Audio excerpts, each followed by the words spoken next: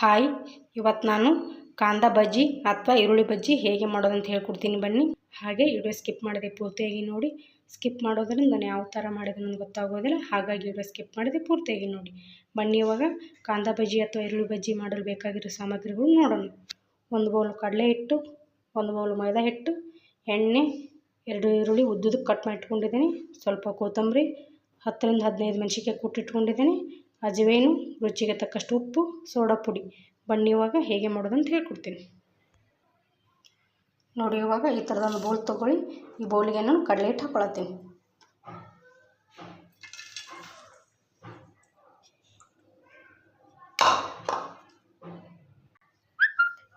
ಇವಾಗ ರುಚಿಗೆ ತಕ್ಕಷ್ಟು ಉಪ್ಪು ಹಾಕ್ಕೊಳ್ಳೋಣ. ಹಾಗೆ ಖಾರ ನೋಡ್ಕೊಂಡು ಹಾಕ್ಕೊಳ್ಳಿ. ನೀವು ಖಾರ ಎಷ್ಟು ತಿಂತೀರಿ ಅಷ್ಟು ನೋಡ್ಕೊಂಡು ಹಾಕ್ಕೊಳ್ಳಿ.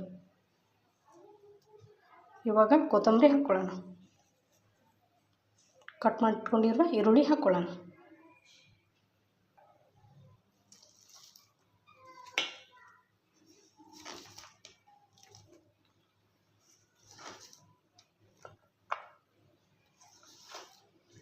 ಇವಾಗ ಮೈದಾ ಹಿಟ್ಟು ಹಾಕ್ಕೊಳ್ಳೋಣ.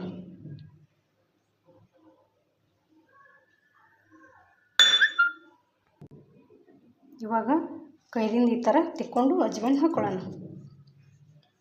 ಇವಾಗ ಸೋಡಾ ಪುಡಿ ಹಾಕ್ಕೊಳ್ಳೋಣ. ನೋಡಿ, ಅರ್ಧ ಸ್ಪೂನ್ ಸೋಡಾ ಪುಡಿ ಹಾಕ್ಕೊಳತ್ತೀನಿ. ಚೆನ್ನಾಗಿ ಮಿಕ್ಸ್ ಮಾಡ್ಕೊಳ್ಳೋಣ.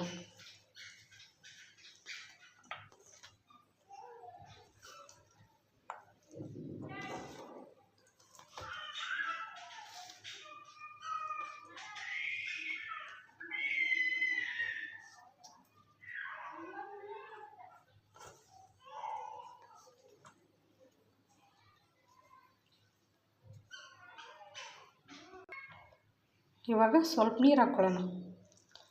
ನೀರು ಸ್ವಲ್ಪನೇ ಹಾಕ್ಕೊಳ್ಬೇಕು, ಇಲ್ಲಾಂದ್ರೆ ಹಿಟ್ಟು ಹಳಸಾಗುತ್ತೆ. ಹಾಗಾಗಿ ನೀರು ಸ್ವಲ್ಪ ಹಾಕ್ಕೊಳ್ಳಿ. ಆಮೇಲೆ ಆನಿಯನ್ ಹಾಕಿರ್ತೀವಲ್ಲ, ಅದರಲ್ಲಿ ನೀರು ಭಾಳ ಹಿಡಿಯೋದಿಲ್ಲ, ಹಾಗಾಗಿ ನೀರು ಸ್ವಲ್ಪ ಹಾಕ್ಕೊಳ್ಳಿ. ಈ ಥರ ಚೆನ್ನಾಗಿ ಕಲಿಸ್ಕೊಳ್ಳಿ.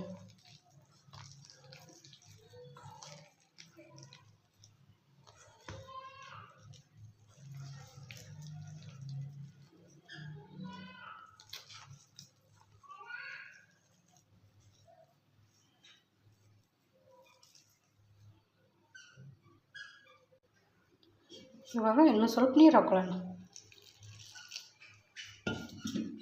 ಚೆನ್ನಾಗಿ ಕಲಿಸ್ಕೊಳ್ಳೋಣ.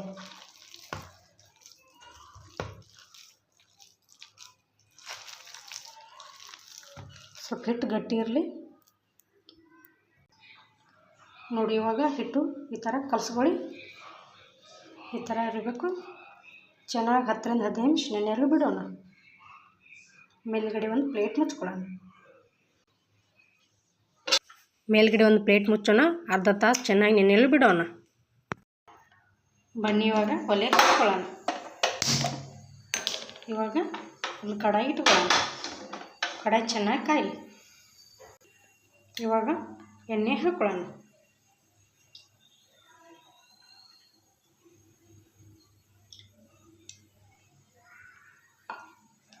ಇನ್ನು ಸ್ವಲ್ಪ ಎಣ್ಣೆ ಹಾಕ್ಕೊಳ್ಳೋಣ. ಇವಾಗ ಇನ್ನು ಸ್ವಲ್ಪ ಎಣ್ಣೆ ಹಾಕ್ಕೊಳತ್ತೀನಿ. ಎಣ್ಣೆ ಚೆನ್ನಾಗಿ ಕಾಯಲಿ.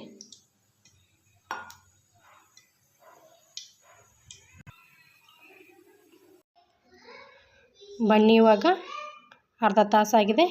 ಹಿಟ್ಟು ನೆನೆದಿದೆ ನೋಡೋಣ. ನೋಡಿ, ಹಿಟ್ಟು ಚೆನ್ನಾಗಿ ನೆನೆದಿದೆ. ಇವಾಗ ಬಜ್ಜಿ ಮಾಡೋಣ ಬನ್ನಿ. ಎಣ್ಣೆ ಬಿಸಿಯಾಗಿದೆ ನೋಡೋಣ ಬನ್ನಿ. ಈ ಥರ ಸ್ವಲ್ಪ ಕಡಲೆ ಹಿಟ್ಟು ಇದು ಎಣ್ಣೆಯಲ್ಲಿ ಬಿಟ್ಕೊಳ್ಳೋಣ. ಬಜ್ಜಿ ಮೇಲ್ಗಡೆ ತೇಲ್ತಂದ್ರೆ ಎಣ್ಣೆ ಕಾದಿದೆ ಅಂದಂಗೆ.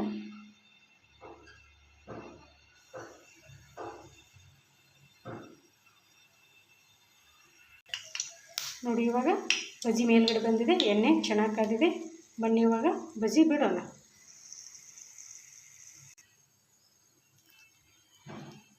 ಇವಾಗ ಬಜ್ಜಿ ಹಾಕ್ಕೊಳತ್ತೀನಿ ಅಥವಾ ಬಿಡತ್ತೀನಿ.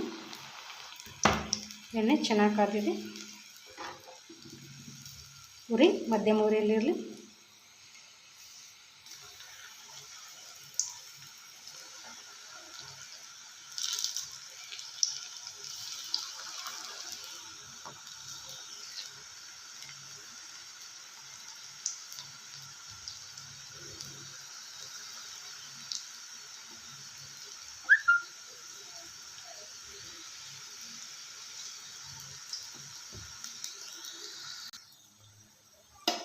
ಇವಾಗ ಬಜ್ಜಿ ತಿರು ಹಾಕೊಳ್ಳೋಣ.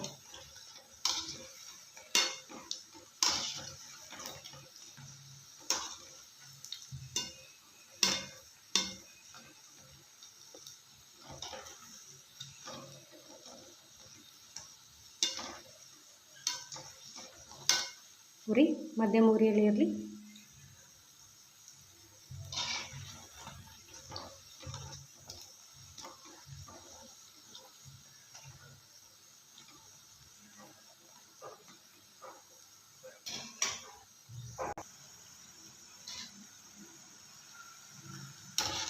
ಇವಾಗ ಬಜ್ಜಿ ರೆಡಿಯಾಗಿದ್ದಾವೆ. ಒಂದು ಪ್ಲೇಟಿಗೆ ಸರ್ವ್ ಮಾಡ್ಕೊಳ್ಳೋಣ.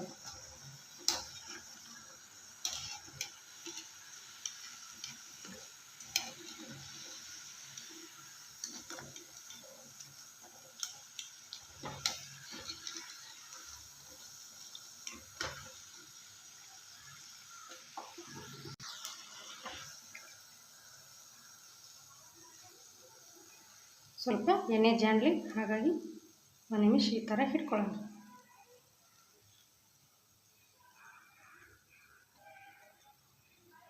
ಇವಾಗ ಒಂದು ಪ್ಲೇಟಿಗೆ ತೆಗೆದುಕೊಳ್ಳೋಣ. ನೋಡಿ, ಎಲ್ಲ ಬಜ್ಜಿನ ಇದೇ ಥರ ಮಾಡ್ಕೊಳ್ಳೋಣ.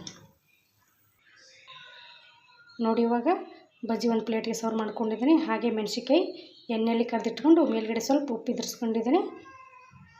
ಬಜ್ಜಿ ತುಂಬ ಚೆನ್ನಾಗಾಗಿದ್ದಾವೆ, ಹಾಗೆ ಕಲರ್ ಕೂಡ ಚೆನ್ನಾಗಿ ಬಂದಿದ್ದಾವೆ. ನೀವು ಕೂಡ ಟ್ರೈ ಮಾಡಿ, ಸೂಪರಾಗಿರುತ್ತೆ. ಈ ಥರ ಮಾಡಿಕೊಟ್ರೆ ಮನೆ ಮಂದಿಯೆಲ್ಲ ಇಷ್ಟಪಟ್ಟು ತಿಂತಾರೆ. Thank you.